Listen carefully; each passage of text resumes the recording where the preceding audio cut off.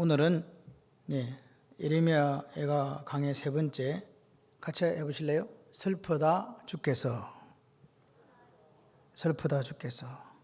그러니까 오늘 주어는요, 주께서예요. 주께서. 지금 이게 막 글을 읽어보니까 주께서 그렇게 하시죠. 이 부분을 우리가 잘 이해를 하셨으면 좋겠어요. 1절에 진노하사 시작해서 마지막 21절에 주의 진노의 날, 22절에 진노하시는 날로 이 2장이 끝이 나고 있습니다. 진노로 시작해서 뭘로 끝난다? 진노로 끝난다. 이 진노는 아프라고 해서 아프, 코 또는 콧구멍을 이야기하거든요. 콧구멍에서 이 김이 막 나올 때 그걸 뭐라 그래요? 화났다 그러잖아요. 그걸 그대로 표현했어요. 아프라는 히브리어로 화났다. 그러니까 2장의 주제는 뭐냐? 하나님의 진노의 날이에요. 하나님이 진노하시는 날이 무슨 날이에요?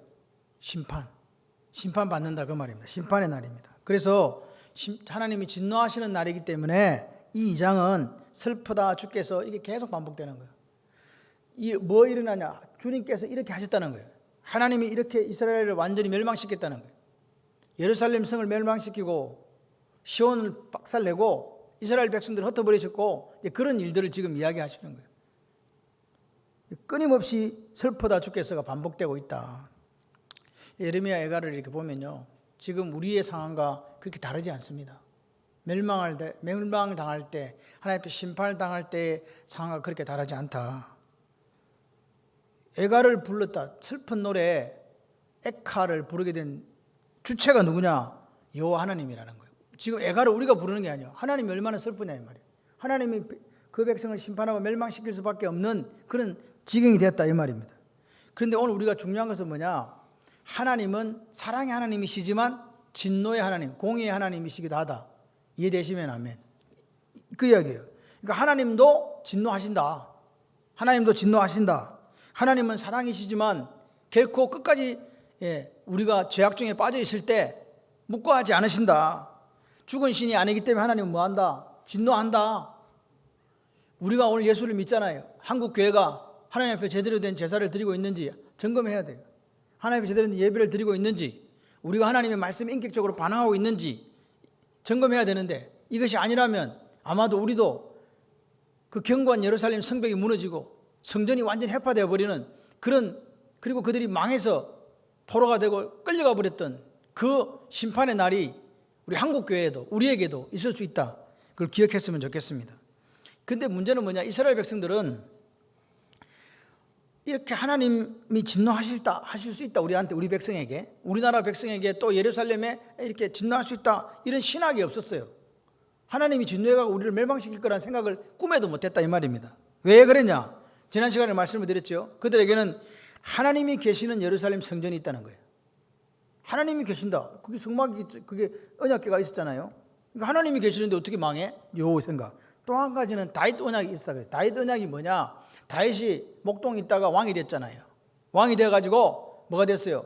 자기가 이제 통일왕국의 왕이 되어보니까 자기는 왕궁에 거하는데 하나님은 성전이 없는 거예요. 그렇죠? 그래서 어떻게 합니까? 하나님한테 이제 기도해요. 하나님, 제가 성전을 짓겠습니다. 이렇게 했더니 사무엘하 7장 12, 13절에 하나님께서 네가 내 집을 지어? 그렇게 하시면서 하나님께서 야, 이놈 봐라. 참 대단하고 멋있는 놈이네. 그런 말은 성경에 없어요. 근데 이렇게 얘기했어요. 내가 네게 이르노니 여호와가 너를 위하여 집을 짓고 내가 너를 위하여 집을 지어주겠다. 그리고 뭐라고 하냐? 내 수완이 차서 내 조상들과 함께 누울 때 내가 네 몸에서 날 네 씨를 네 뒤에 세워 그의 나라를 견고하게 하리라. 그는 내 이름을 위하여 집을 건축할 것이요 나는 그의 나라 왕위를 영원히 견고하게 하리라. 이게 다윗 언약이에요. 결국 지금 여기 망했잖아요. 주전 580년에 망했지만 그 다윗 언약은 어디서 성취가 됐습니까? 예수 그리스도를 통해서 성취된 것을 우리는 알게 됩니다. 그래서 이 사람들은 다윗 언약이 있었기 때문에 망한다 안 망한다, 견고하게 해주겠다는데, 하나님께서 영원히 견고하게 해주겠다는데 어떻게 망하냐? 그럴만하죠. 그렇습니다. 또 한 가지는 뭐냐? 어제 말씀드렸듯이, 지난 시간에 말씀드렸듯이 예루살렘 요새가, 예루살렘 성전이 삼면이 난공불락이 요새 들어올 수가 없어. 한쪽 빼고는 못 들어와. 그러니까 멸망 안 한다 이렇게 생각했다 그 말입니다. 상상이 안 됩니다. 여러분, 이게 중요합니까? 지금 하나님 뭘 지금 원하시는데? 인격적인 순종을 원하시는데, 말씀에 반응하기를 원하시는데, 돌아오기를 원했는데, 그 사람들이 믿는 하나님은 어떤 하나님입니까? 무당 종교에서 믿던 신하고 똑같은 거예요. 우리가 필요할 때 빼다 쓰는 거예요. 우리가 필요한 거 구하면 들어줘야 되고, 그렇지 않으면 우리끼리는 안 만나죠. 마음대로 부릴 수 있는 그런 무당 종교의 신으로 전락시켜버렸다 이 말입니다. 그러니까 그 하나님이 진노한다, 진노해서 우리를 심판한다, 그런 생각이 없는 거예요. 그래서 이 장은 뭘로 시작한다고요? 슬프다, 이 멍청한 사람들아, 슬프다. 우리가 몰라도 너무 몰랐다. 하나님 우리를 진노하셔서, 우리에게 진노하셔서 우리를 멸망시키셨다는 것을 우리가 왜 몰랐단 말인가, 그 이야기입니다 지금. 그래서 시작했을 때 뭐라고요? 고통을 주시는 분이 지금 멸망을 시키시고 우리를 아프게 하고 눈물 나게 하는 분이 누구라고요? 대적이 아니고 하나님이시라니까요. 그래서 지금 선지자는 슬픈 거예요. 우리가 하나님 앞에 범죄해서 하나님 우리를 철저하게 징계했기 때문에 어디다가 하소연할 데가 지금 없는 거예요. 원래 기도는 누구한테 해야 되는데? 하나님한테 드려야 되잖아요. 부르짖으라 내가 내게 응답하겠고, 그런데 그 부르짖을 뿐이 없는 거예요 지금. 그게 이스라엘의 모습이었다고요. 우리가 이렇게 하나님 앞에 불순종하고 하나님 원하시지 않는 곳으로 가게 되면 우리도 멀지 않는 장래에 부르짖을 하나님이 안 계실 수 있어요.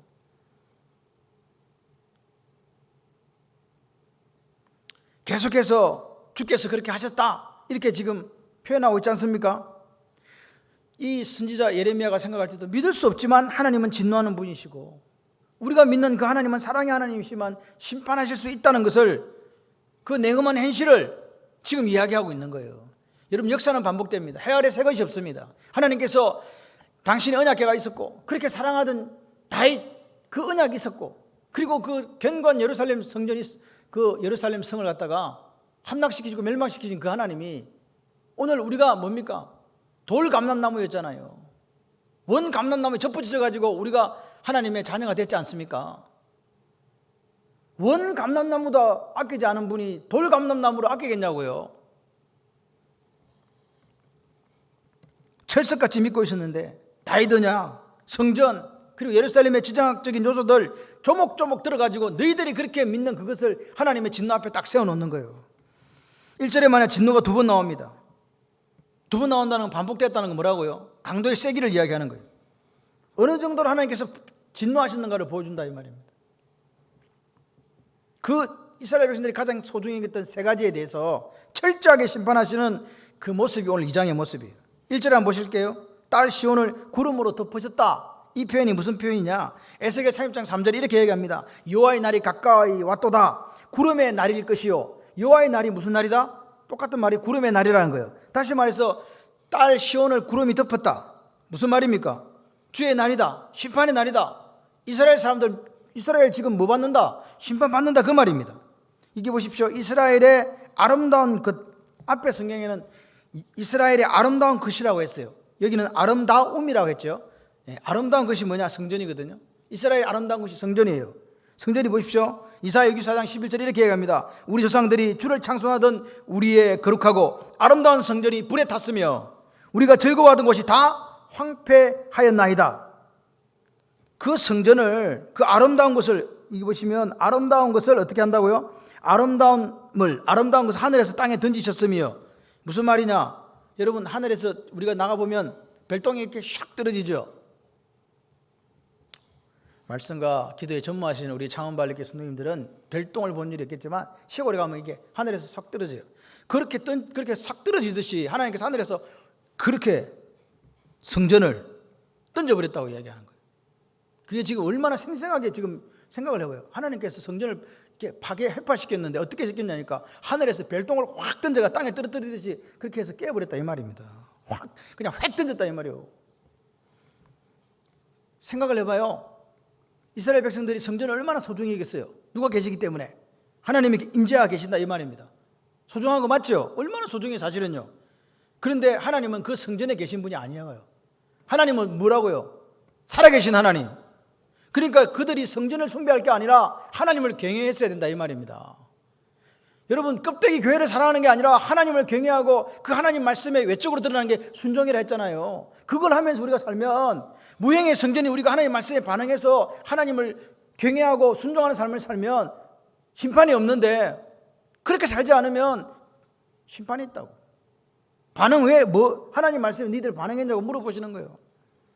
여러분 오늘 새벽에 말씀드렸던 사도행전 20장에 밀라도에서 고별 설교, 사도 바울의 고별 설교에서 이야기합니다.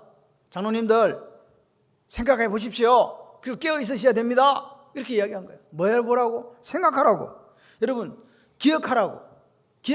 생각하고 기억하라고. 여러분들이 매일 듣는 말씀, 또 읽었던 말씀, 배워서 알고 있는 이 말씀들을 기억하는 게 중요하고, 그 기억한 것을 하나님의 진노의 날에 쓰지 않기 위해서 실천하며 살아가는 게 중요하다, 그 말입니다. 여러분이 중요한 결정을 오늘도 내리고 내일도 내리고 계속 내리게 될 것입니다. 그때 내가 내리는 그 결정의 원리가 뭐냐, 원칙이 뭐냐? 말씀이기를 바랍니다. 그렇게 우리가 말씀이 내 삶의 원리가 되고 원칙이 되어서 필요한 게 뭐냐? 깨어있는 거예요. 깨어있는 거. 그래서 주님이 말씀하셨잖아요. 깨어있으라. 영적으로 깨어있는 거예요. 영적으로. 깨어있어야 기억할 수 있다. 깨어있어야 기억할 수 있다. 깨어있다는 게 뭐냐? 오늘이라 일컫는 이 하루 안에 말씀 안에서 깨달은 것을 오늘 내가 고쳐가지고, 잘못했으면 회개하고 고쳐가지고 그렇게 살아내는 거라고요. 삶으로 드러내는 거. 그게 말씀에 반응하는 겁니다. 여러분 오늘도 우리가 예수를 믿기는 믿지만 매너리즘에 빠져 있고 형식적인 그리스도인이 되어서 그렇게 살아간다면 심판을 면할 수 없다고 이야기하시는 거예요. 하나님이 임재에 계시다. 내가 여기 너희들이 손을 들고 기도하면 들어주겠다 하신 그 성전에 하나님께서 뭐 어떻게 했다고요? 별똥을 떨어뜨리듯이 하늘에 던져버렸다니까요. 필요 없다고 그거. 여러분 오늘 깨달은 말씀을 가지고 오늘 고치고 살아나가는 거, 적용하는 거, 그게 오늘 우리가 해야 될 일입니다. 그렇게 하기 위해서 뭐라고요? 기억하고 깨어있는 거예요. 우리가 예루살렘처럼 멸망당하지 않으려면 그렇게 살아야 됩니다. 여러분 오늘 내가 깨달은 말씀 있잖아요. 내가 이해한 말씀 있잖아요. 그걸 가지고 노력하고 살아내려고 몸부림치는 거, 그게 말씀에 대한 반응이에요. 근데 이 이스라엘 백성들이 이 말씀에 대한 반응이 없었던 거예요. 그래서 어떻게 됐냐?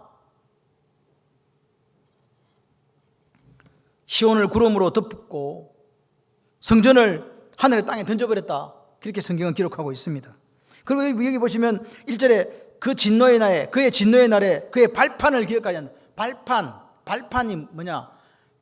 푸스툴인데요. 발등상 있잖아요. 발 이렇게 들어가 놓는 거 있잖아. 그겁니다. 그 발등상이 뭐냐? 역대상 28장 2절에 보니까 이렇게 이야기해요. 이에 다윗 왕이 일어서서 이르되 나의 형제들, 나의 백성들아, 내 말을 들어라. 나는 여호와의 언약궤 곧 우리 하나님의 발판을 봉헌할 성전을 건축할 마음이 있어서 건축할 재료를 준비하였으나, 보세요. 여호와의 언약궤가 뭐라고요? 여호와의 언약궤가 발판이라고. 여호와의 발판이라고. 여호와의 언약궤나 여호와의 발판이나, 그럼 발판 언약궤 같은 말이잖아요. 그렇죠? 발판이 언약궤라고요. 다시 말해서 하나님이 언약궤를 어떻게 했다고요? 기억하지 않는다는 거예요. 언약궤 안에 뭐가 들었는데? 십계명이 들었잖아요. 여러분 하나님의 발등상이 뭡니까? 하나님이 거기 거하신다는 거예요. 언약궤는 하나님 임재의 상징이거든요. 백성들이 나가서 유일하게 갈 수 있는, 하나님 만날 수 있는 곳이 그곳이었잖아요. 지성소 안에 누가 계셨어요? 언약궤가 있었잖아요. 언약궤라는 것은 하나님의 임재를 상징하는 거였단 말입니다. 그런데 하나님이 뭐라 한다고? 나는 더 이상 그것을 기억하지 않는다는 거예요. 너희들이 나를 만나러 온다고? 내가 기억하지 않는데 너희들이 왜 만나러 와? 못 만나러 와. 그 말입니다. 여러분 보십시오. 오늘 이거 처녀 시온, 딸 시온, 성전, 언약궤에 대한 심판이 무슨 뜻입니까? 하나님과의 모든 관계가 끊어졌다는 거예요. 오늘 우리가 교회입니다. 우리가 예루살렘이잖아요. 모형의 성전이잖아요. 여러분은 지금 하나님과의 그 관계가 지금 돈독합니까? 아니면 끊어져 있습니까? 우리가 말씀에 반응이 없으면요, 우리는 이미 나는 스스로 난 하나님과 맨날 연결되어 있는 것 같아, 그냥 끊어진 거예요. 언약궤가 있는 발판도 하나님께서 기억하지 않는 판국에, 여러분 그게 언제냐? 진노의 날이고 심판의 날이라고요. 이 날이 우리에게 와서는 안 돼요. 한국교회에 와서는 안 되고 여러분의 삶에 와서는 안 된다고요. 그리고 2절의 7절까지는 좀 더 구체적으로 하나님의 진노의 대상, 즉 여호와의 진노의 대상을 우리에게 그려주고 있습니다. 2절에서 5절까지는 국가가 어떻게 완전히 파괴되었는가, 이스라엘이 어떻게 파괴되었는가를 보여주고요. 6절과 7절은 뭐냐니까 성전으로 대변되는 성전과 예배로 대변되는 종교제도 있죠. 제사 지내는 거, 이런 것들을 완전 폐기해버리는 거예요. 누가? 지금 종교제도는 누구를 위해서 있는 거예요? 여호와 하나님을 위해서 있는 거거든요. 근데 하나님이 그거 다 폐기해버리는 거 필요 없다는 거예요. 여기서 우리가 뭘 볼 수 있냐? 하나님이 인격적인 하나님이에요. 하나님의 첼렘 행상이 우리에게 있거든요. 그래서 하나님이 여러분과 저를 만날 때 어떻게 만나 주신다고요? 인격적으로 만난다고요. 주술적으로 우리가 뭐 암호 외우듯이 무슨 주술 외우듯이 해서 하나님 만나는 게 아니라, 인격적이라는 것은요, 남편과 아내가 살아가는 그 모습이 인격적인 거예요. 아멘이십니까? 여러분 보십시오. 밑에 보시면 거처들이 나옵니다.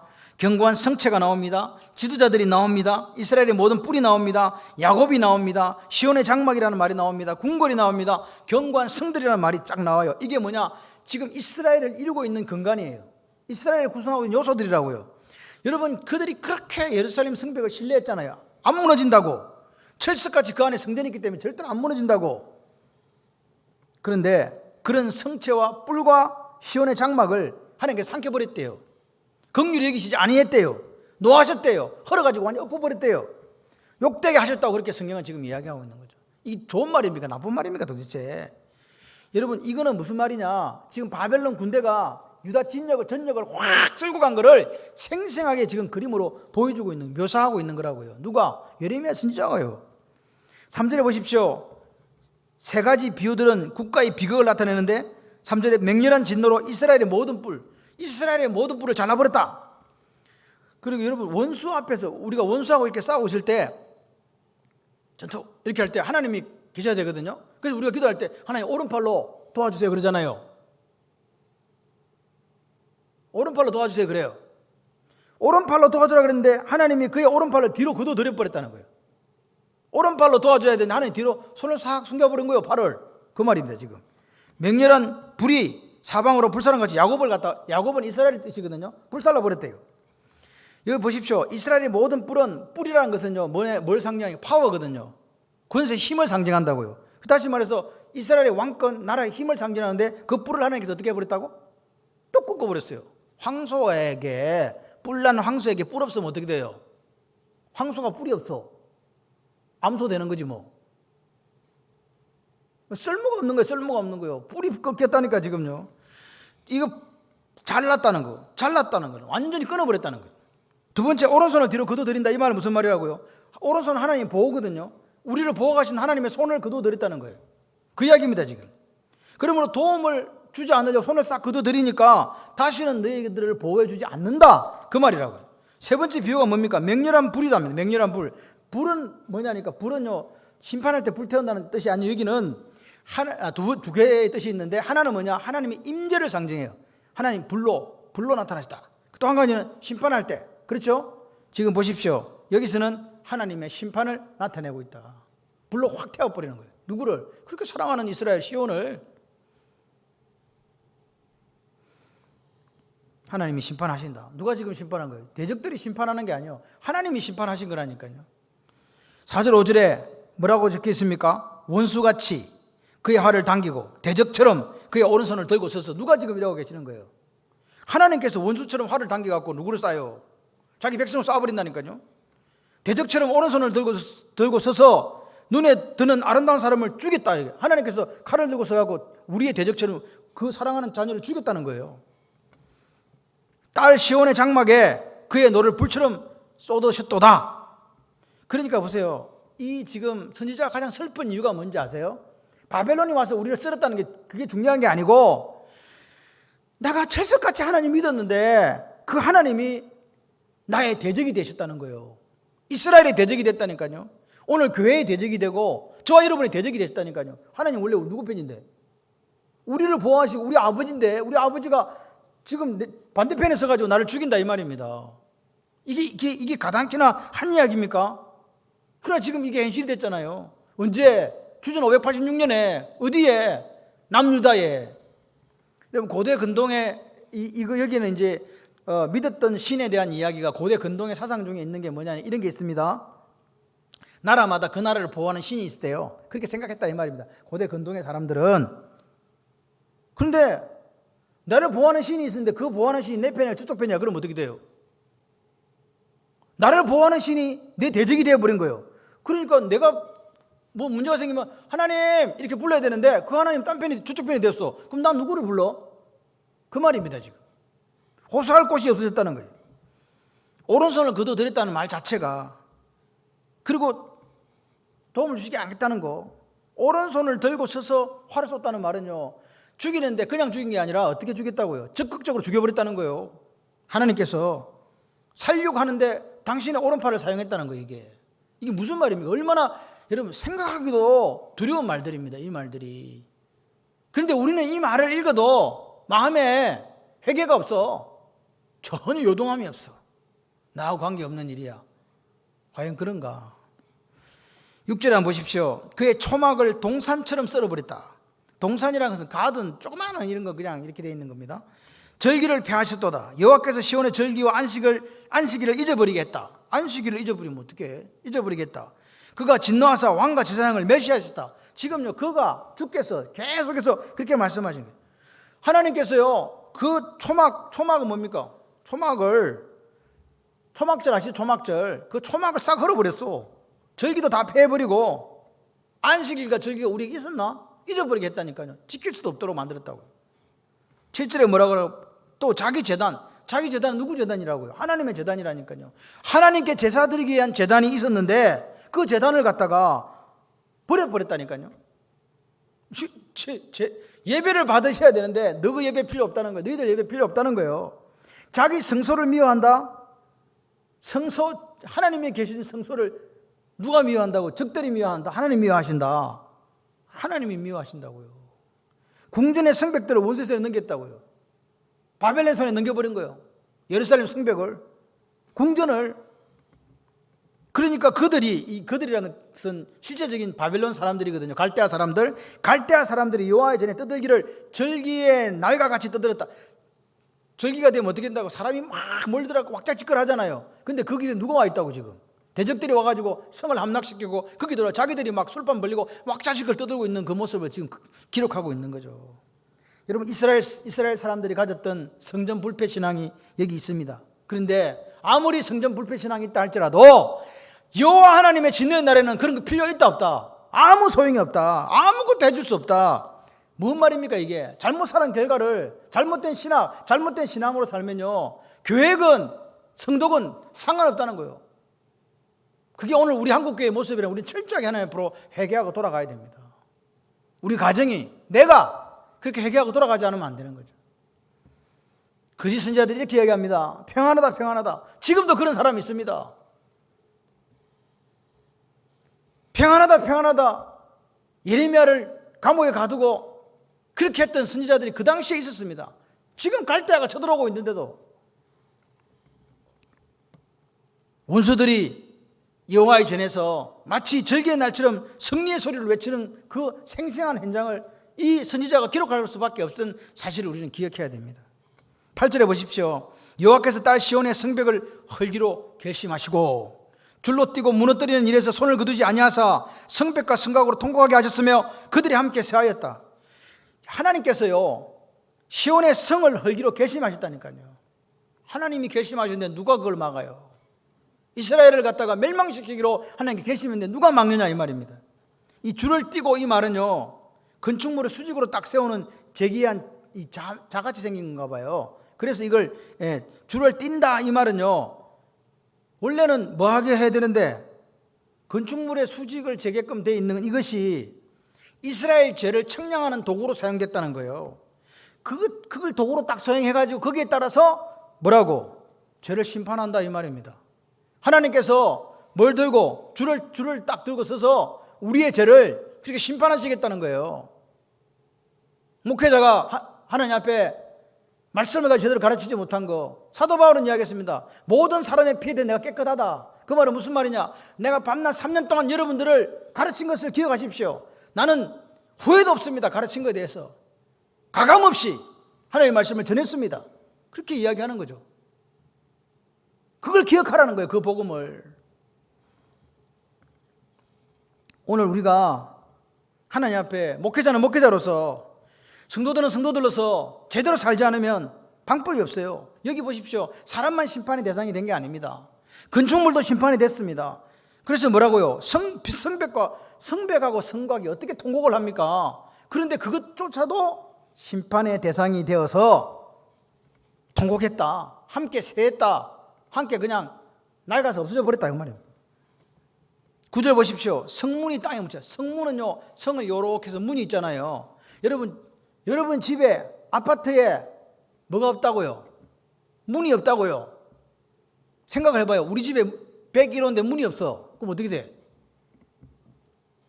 그 당시에 성문이 없다고 하는 거는요, 적에게 완전한 패배를 당했다는 거예요. 완전하게 깨어져 버렸다는 거예요.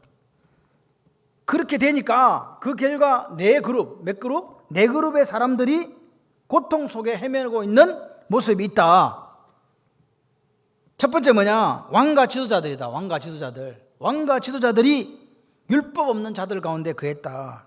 율법 없는 자들 가운데 거했다는 말은요, 율법 없는 자들이 누구예요? 하나님 모르는 사람들이잖아요. 왕이 어디 있어야 되는데, 원래 궁궐에 있어야 되는데 잡혀가 끌려가고 이제 율법 없는 자들 때문에 살아야 되는 거예요. 거짓 선지자들은 보십시오. 거짓 선지자들은, 그 성의 선지자들은 여호와의 묵시를 받지 못하는다. 거짓 선지자가 어떻게 하나님의 계시를 받냐고요. 하나님의 계시를 받아 전했는데 예레미야 가둬버렸는데, 거짓 선지자들은 하나님의 계시를 못 받습니다. 하나님의 계시를 못 받으니까 뭘 이야기하겠어요? 자기 말을 하는 거예요. 자기 말을 하는 거예요. 근데 지금 계시 없어. 필요 없어. 지금 계시는 이거예요. 성경 66권이에요. 말씀대로만 전해도 돼. 내 생각 빼고 하나님의 말씀을, 하나님의 생각을 가감 없이, 여과 없이 전해야 된다, 이 말입니다. 10절에 한번 보십시오. 시온의 장로들이 땅에 앉아 잠잠하고 티끌을 머리에 덮어 쓰고 굵은 배를 머리에 둘렀으며, 이 티끌을 머리에 쓰고 땅에 앉아가지고 굵은 배를 허리에 둘렀다, 이 말은 장례식이거든요. 장로들이, 시온의 장로들이 국가가, 종교가 무너져 버리니까 뭐라고요? 이제 뭐요? 장로가 부끄러운 거예요. 이제 관리들이 부끄러운 거라고요. 백성의 리더들이 부끄러운 거라고요. 슬픔으로 장례식 모습으로 뒤집어 쓰고, 티끌 뒤집어 쓰고 굵은 베옷을 입고 그렇게 땅바닥에 앉아 있는 거예요. 원래 장로들이 어디 앉아 있어야 되는데. 여러분, 우리의 마지막 모습일 수도 있습니다. 처녀들이 그럼 왜 땅을 머리에 숙이고 있습니까? 희망이 없기 때문에요. 더 이상 희망이 없는 거예요. 다 잡혀가고 결혼할 총각도 없어. 처녀들도 잡혀갔으니까 아무 소망이 없는 거예요. 그런데 더 슬픈 게 뭔지 아세요? 이런 처참한 상황이 되었는데, 이제는 처참한 상황 속에서 여호와 하나님께 부르짖지 못한다는 거예요. 왜 부르짖지 못한다고 제가 이야기했어요? 하나님이 누구 편이 됐기 때문에, 내 대적이 됐기 때문에. 이 모든 것이 누구로부터 왔기 때문에 하나님께서 징계하셨다는 말이에요. 하나님께서 심판하셨다는 말이라고요. 그래서 슬픈 거예요. 그래서 슬픈 거예요. 주께서 심판하시는 날, 진노하시는 날입니다. 여러분, 우리 한국교회는, 또 우리는 하나님 앞에서 진정성이 있어야 돼요. 하나님은 살아계시다. 그 살아계신 그분은 사랑의 하나님이시지만 진노하실 수 있다. 우리가 만약에 하나님을 무당종교처럼 섬긴다면, 여기 이스라엘 성전, 성벽, 제사제도가 아무것도 해주지 못한 것처럼 교회가 우리를 보호하는 게 아니다, 이 말입니다. 우리가 하나님 앞에 인격적으로 순종하는 것, 말씀에 반응하는 것, 올바른 신앙을 대신할 수 있는 게 아무것도 없다, 기억하시기를 바랍니다. 여러분, 두렵습니다. 하나님의 인내의 시간이 끝나는 날에 그렇게 철석같이 우리가 믿었던 것들이 아무것도 해줄 수 없다는 그 고백이 오늘 선지자의 고백이에요. 성전요, 지성소요, 언약궤요, 예루살렘 성요, 아무 소용없다는 거예요. 그래서 오늘 우리가 내 신앙생활에서 이 밤에 우리가 중요한 게 뭔가를 생각해 봐야 돼요. 기독교는요, 무당 종교가 아닙니다. 인격적인 하나님이고, 우리는 인격적으로 하나님 만나기를 원하시거든요. 그래서 그 인격적인 하나님의 말씀에 대해서 우리도 인격적으로 순종하게 하나님 원하시는 줄 믿습니다. 만약에 우리가 이 시대가 이스라엘 백성들처럼 그렇게 맹목적으로 하나님이 우리를 지켜주실 거야, 성전이 있으니까, 다윗 언약이 있으니까, 예루살렘 성이 견고하니까, 그렇게 생각하지 마라, 이 말입니다. 우리 시대에도 이런 사람들 많습니다. 한국교회가 영원할 거라고요. 포스트 코로나 시대 이후의 기독교요. 포스트 코로나 이후의 기독교가 어디 있습니까, 지금? 1년 넘게 예배를 못 드리고 있는데. 감염법 예방법이 발효돼가지고 12월 30일부터 돼가지고 5번 이상 경고 먹으면 교회 바로 폐쇄돼 버리는데, 어제부터 바로 됐습니다. 대구의 한 교회 지금 폐쇄됐습니다. 완전 폐쇄됐습니다.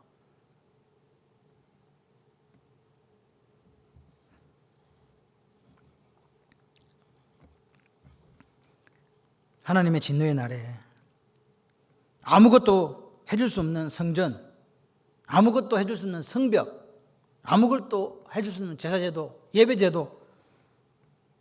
그렇기 때문에 오늘 우리가 말씀 앞에서 올바른 신앙의 초점을 맞추고 오늘 이 하루 주신 이 하루에 제대로 예수 믿고 올바른 말씀에 순종하고 신앙을 회복하지 않으면 안 된다. 그럼 다른 교회 목사님 다 그렇게 하는데 그러면요. 그런 거 없어요. 지금 묻는 거는 1대1로 하나님과 나의 관계를 지금 이야기하는 거예요.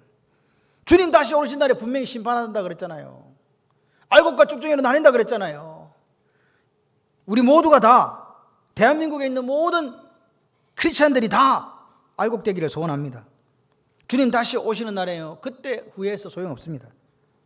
그러니까 오늘 기회를 오늘 주시면 오늘 잘 살아야 되는 거예요. 잘 살아야 된다. 하나님이 기뻐하시는 인격적인 순종으로 하루를 채워가는 거예요. 우리에게 내일이 없습니다. 하나님은 오늘을 주셨어요. 한날에 괴로우면 그날이 족하니라. 내일 일은 내일이 염려할 것이라. 진짜 우리가 그렇게 믿는다면 오늘 이 하루에 우리가 어떻게 살아야 될 것인가를 결단해야 되지 않겠습니까? 예수님은 우리에게 깨어있으라고 계속 말씀했습니다. 인자가 어느 시각에 어느 정점에 올지 모른다고 말씀하셨습니다. 그래서 오늘 예수님께서는 내가 오는 날 너희들이 생각하는 그날이 안 온다고 말씀하셨어요. 그러면서 비유를 말씀해 주셨습니다. 열처녀 비유 앞에 뭐라고 해요? 노아 홍수의 때를 이야기했잖아요. 노아 홍수 때도 그랬어요. 멸망당합니다. 사람들이 그때도 홍수 나기 전까지 먹고 마시고 장가들고 시집가고 다시 말해서 인간적인 것들을 했다는 말입니다. 하나님과 인격적인 관계를 만들어가지 못하고 자기들 마음대로 살았다는 거예요. 홍수가 나서 저희를 멸할 때까지 깨닫지 못하더라. 그게 성경의 이야기입니다. 그게 다시 재현될 수 있다는 거예요. 그러고 나서 깨어있으라 이야기합니다. 인자가 예수님이 언제 오실지 모른다. 그러면서 우리에게 주신 비유가 열처녀 비유예요. 다섯 처녀와 다섯 처녀가 있지 않습니까? 다 등불을 켜두고 주님을 기다렸습니다. 신랑을 기다렸습니다. 그런데 여분의 기름을 확보하지 못한 다섯 처녀가 있었습니다. 이 비유에서 중요한 게 뭐라고요? 아침에 제가 말씀드렸습니다. 신랑이 예상보다, 사람들의 예상보다, 상식적인 시간보다 더 늦게 온다는 거예요. 그게 문제였어요. 여러분, 그럴 때 문제가 생기는 거잖아요. 신랑이 10시에 와야 되는데 새벽 1시에 와버렸어. 3시간의 그 텀을 어떻게 할 거냐고. 여러분, 오늘 깨어있자는 게 기름 준비하는 거와 똑같은 거예요. 여분의 기름은요, 여분의 기름이 뭐냐? 주님이 언제 오실지 모르니까 온다는 건 확실한데 항상 주님이 오심을 준비하는 종말론적인 신앙의 자세를 견지하는 거, 그게 여분의 기름이에요. 오늘 올지 모르고 내일 올지 모르고 모레 올지 모르지만 나는 이 오늘을 하나님 원하시는 삶을 살아내리라. 하나님 기뻐하시는 삶을 순종으로 드러내리라. 그렇게 살아내시는 저와 여러분 되기를 소원합니다. 여러분, 깨어있기를 소원해요. 예루살렘처럼 멸망당하는 교회, 여러분, 이 교회라는 거는요, 겉으로 보면 예루살렘이지만 우리가 교회잖아요. 예수님이 계시는 속에 계시는 교회, 이 교회가 오늘이라 일컫는 동안에 말씀 안에서 살아가기를 소원합니다. 여러분, 이전까지의 신앙이 있습니까? 잘못된 거 혹시 있습니까? 또는 잘못된 행실이 있습니까? 그냥 놓아두지 마시고 다시 챙기세요. 회개하시고 다시 주님이 원하시는 삶을 살아내는 인격적 순종이 있는 저와 여러분들이 되기를 소원합니다. 그래야 하나님 우리 편이 되시는 거예요. 대적이 되셔가지고 우리를 심판하시는 그 불행한 역사가 되풀이되지 않도록 내가 깨닫고 내가 이해한 거, 그 말씀을 가지고 살아내려고 몸부림치는 여러분이 되실 때 이 예레미야 선지자가 주께서 슬프다 주께서 슬프다 주께서 진노하셨다 그렇게 쓰지 않도록 우리 창원바른교회 성도들이 주님이 오셨는데 우리는 기억하고 깨어 있어서 주님이 언제 오셨는지는 모르지만 상관없습니다. 그렇게 고백할 수 있는 신앙이 되시기를 주님의 이름으로 축원합니다. 하나님은 인격적인 하나님이시기 때문에 오늘 우리가 인격적인 반응을 원하시는 거예요. 그 반응이 날마다 있기를 바라요. 그래서 내게 주신 시간 안에 사랑하고 내게 주신 시간 안에 섬기고 내게 주신 시간 안에 베풀고 나누는 그 예수의 모습이 있어서 마지막 날 우리가 알지 못하는 그 경점에 주님이 오신다 할지라도 만세 삼창할 수 있는 저와 여러분들 되시기를 주님의 이름으로 축원합니다.